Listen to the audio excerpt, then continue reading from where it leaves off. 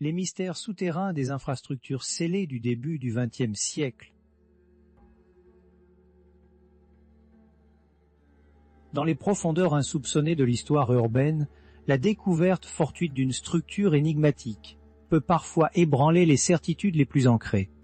Tout commence non pas par une théorie abstraite, ni par l'analyse d'un manuscrit ancien traduit à maintes reprises par des universitaires, mais par la confrontation directe avec une réalité nielle indiscutable.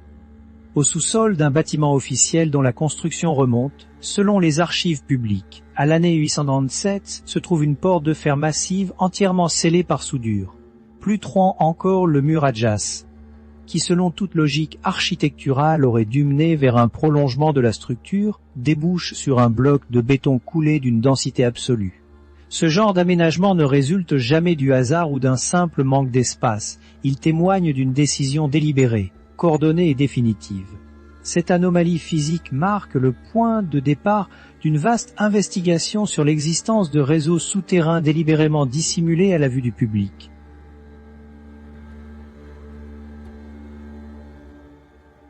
L'étude minutieuse du patrimoine bâti à travers le monde révèle une constante troublante parmi les grands édifices de la seconde moitié du IXe siècle. Qu'il s'agisse de gares ferroviaires monumentales, d'hôtels de ville majestueux, de bureaux de douane ou de palais d'exposition aux plafonds vertigineux, ces structures semblent conçues pour des usages ou des proportions hors normes.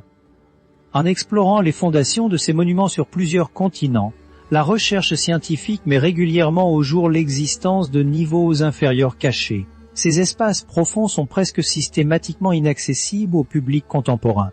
Parfois, les accès ont été murés avec des briques, parfois. Ils ont été volontairement inondés par le détournement suspect des réseaux de distribution d'eau municipaux. Dans les cas les plus intrigants, ces cavités ont été entièrement comblées par d'immenses coulées de béton, interdisant à jamais toute tentative d'exploration ou de compréhension de leur fonction d'origine.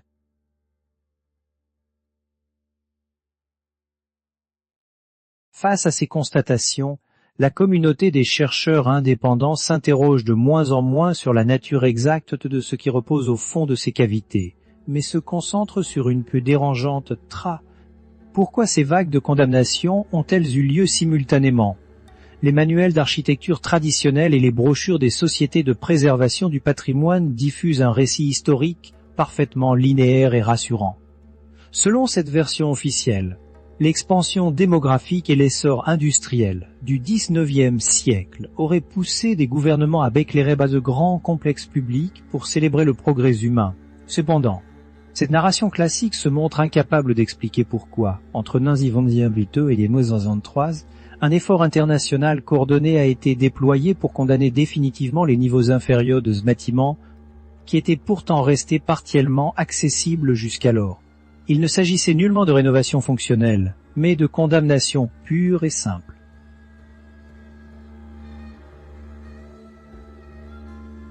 La rigueur scientifique impose d'examiner les faits matériels observables et documentés plutôt que de céder aux conjectures.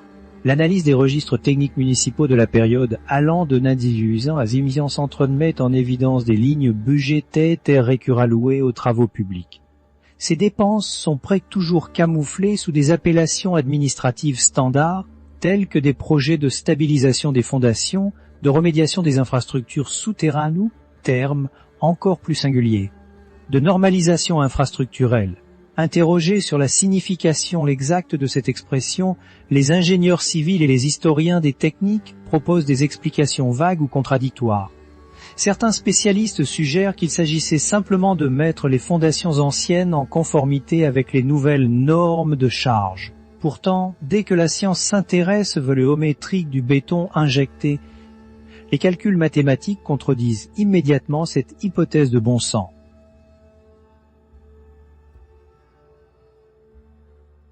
La stabilisation d'une structure n'exige en aucun cas le remplissage intégral d'un volume vide. Au contraire, l'ingénierie moderne démontre qu'une cavité bien conçue et correctement renforcée sur ses parois offre une stabilité structurelle bien supérieure d'une masse de béton brut et indifférenciée.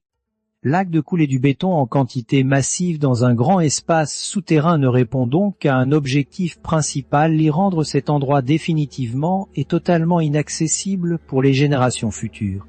Une fois ce motif identifié, il devient impossible d'ignorer la régularité avec laquelle cette méthode était appliquée. Certes, les sceptiques affirmeront que la mise hors service de vieux sous-sols relève de la maintenance urbaine ordinaire. Mais une explication scientifique ne peut être considérée comme valable que si elle résout l'intégralité des anomalies observées, et non une simple fraction d'entre elles.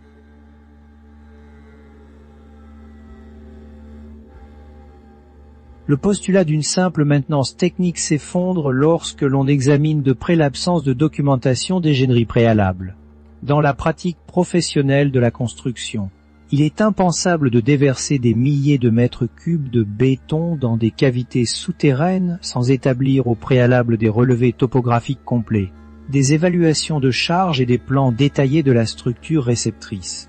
Chaque chantier d'envergure génère normalement une quantité importante de documents officiels, de rapports d'inspection, de factures de fournisseurs et de correspondances administratives spécifiant les volumes commandés et les lieux exacts de livraison. Or, pour la grande majorité de ces projets de normalisation structurelle, ces archives s'avèrent soit inexistantes, soit incomplètes, soit d'une uniformité suspecte. Les rapports semblent calqués sur un modèle unique, comme si une autorité centrale avait dicté une formulation standardisée pour masquer la véritable nature des travaux.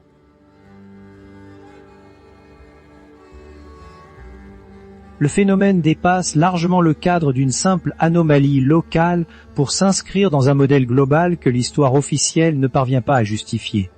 Les grandes gares ferroviaires construites au cours du XIXe siècle partageant non seulement des similitudes esthétiques liées au style des beaux-arts, mais également des proportioniques identiques, la hauteur des voûtes, l'espacement des colonnes de soutien et la profondeur exacte des quais par rapport au niveau du sol révèlent une standardisation qui dépasse la simple circulation des catalogues de modèles d'architecture de l'époque. L'examen attentif de ces structures suggère que les bâtisseurs de l'ère industrielle n'ont pas créé ces réseaux souterrains de toutes pièces, mais qu'ils ont plutôt colonisé et adapté infrastructures préexistantes. Ces espaces profonds ont été utilisés comme fondation ou galeries techniques, avant d'être brusquement et définitivement condamnés au début des années 1930.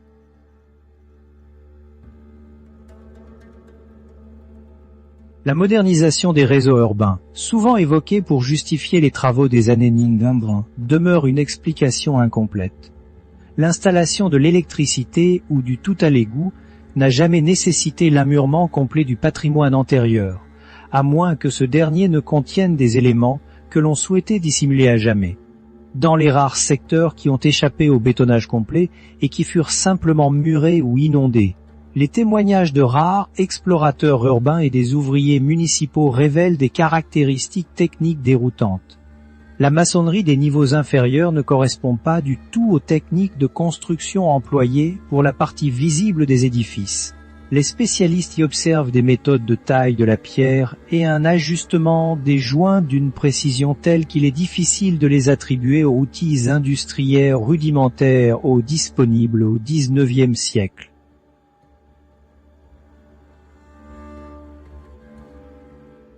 Les angles parfaits et l'agencement millimétrique de ces blocs de pierre répondent à des impératifs structurels complexes qui dépassent de loin la simple fonction décorative. Face à ces constatations, le silence des archives institutionnelles s'avère assourdissant. La recherche contemporaine ne cherche pas à valider des théories fantaisistes sur l'existence d'une civilisation perdue, mais se contente de pointer du doigt des anomalies physiques réelles que le récit historique classique ignore délibérément. Ce ne sont pas des cas isolés, mais des centaines d'exemples répartis sur plusieurs continents qui se répètent avec une régularité troublante, alors même que les preuves matérielles permettant de les étudier ont été systématiquement détruites par l'injection de béton. Même en acceptant la chronologie officielle de la construction, la question de la coordination internationale de ces fermetures simultanées reste entièrement ouverte et irrésolue.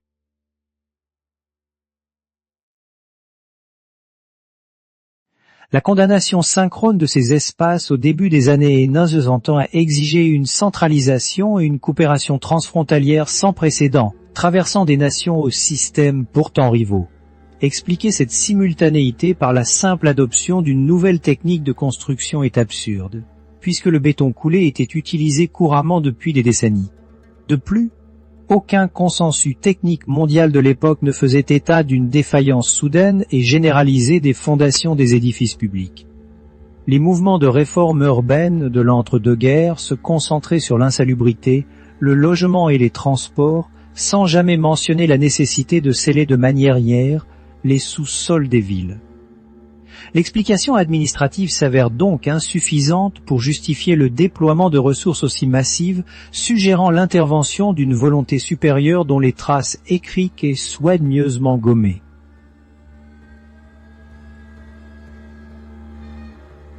Ce processus de fermeture systématique semble avoir visé non seulement l'espace physique, mais également la lisibilité même de l'histoire pour les générations futures. Le XIXe siècle a pourtant été l'âge d'or de la photographie documentaire. Les archives regorgeant de clichés montrant les façades des bâtiments en cours d'élévation. Les ouvriers posant fièrement sur les échafaudages et les cérémonies d'inauguration officielles. Étrangement, les photographies documentant la phase d'excavation profonde de ces mêmes monuments sont quasi inexistantes. Alors que les photographes de l'époque immortalisaient la moindre ruelle ou la moindre usine, les étapes initiales du creusement des fondations monumentales demeurent plongées dans ombre totale. Cette absence d'image ne saurait être un simple oubli logistique, car elle dissimule précisément la phase où la nature préexistante du terrain aurait pu être révélée.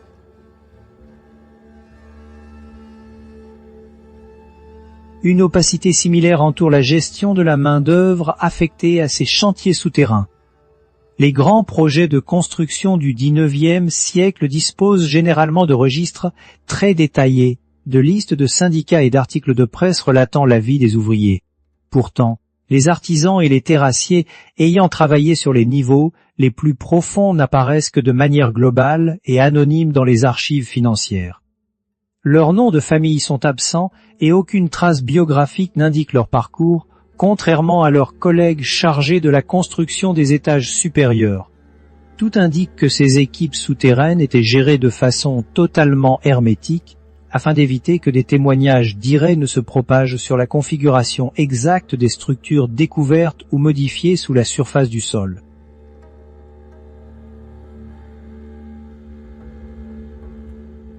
L'étude technique des bâtiments civils révèle par ailleurs qu'ils ont été surdimensionnés de manière disproportionnée par rapport aux charges réelles qu'ils devaient supporter. Les fondations s'enfoncent à des profondeurs inutiles et intégrant des volumes de pierre et de mortier bien supérieurs aux exigences de sécurité de l'époque. Les historiens affirment souvent que les ingénieurs du XIXe siècle construisaient de manière conservatrice par précaution face à l'absence de calcul de résistance précis. Cette explication ne tient plus lorsque l'on constate que ce surdimensionnement correspond géométriquement à l'emplacement exact des salles et des galeries inférieures scellées. Une simple marge de sécurité structurelle ne comporte ni couloir, ni salle votée, ni maçonnerie de haute précision. Ces infrastructures étaient déjà en place avant que les entrepreneurs du XIXe siècle ne bâtissent par-dessus.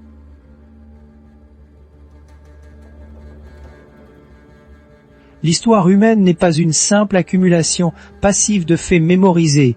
Elle résulte d'une sélection rigoureuse effectuée par les institutions au pouvoir, décider de ce qu'il faut conserver. Mettre en valeur ou rejeter dans l'oubli constitue un acte politique majeur. Chaque archive officielle se définit autant par les informations contignes que par les réalités qu'elle couvre délibérément. Face à un effacement géographique et temporel, aussi concentré que celui des années 920, la science doit s'interroger sur l'intentionnalité de cette démarche. Les investissements considérables consentis pour faire disparaître ces preuves matérielles suggèrent que la conservation de ces espaces représentait une menace ou une valeur stratégique majeure pour l'ordre établi à l'époque, justifiant ainsi le secret le plus absolu.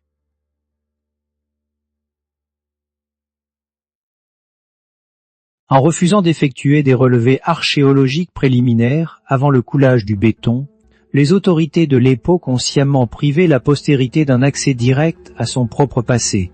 L'ampleur de cette normalisation infrastructurelle internationale démontre qu'une partie importante de l'héritage architectural terrestre a été enterrée de conception délibérée. Si un monde antérieur doté de compétences techniques avançait à laisser ses empreintes sous les métropoles modernes, la dissimulation systématique de ces vestiges indique que la société contemporaine vit d'une ignorance planifiée de sa propre chronologie.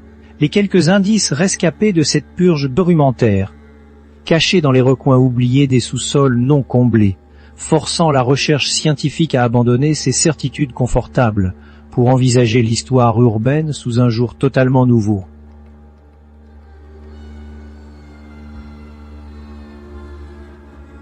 Thank you for watching. En don forgé tolique en subscribe te support mes dark en mysterious history content.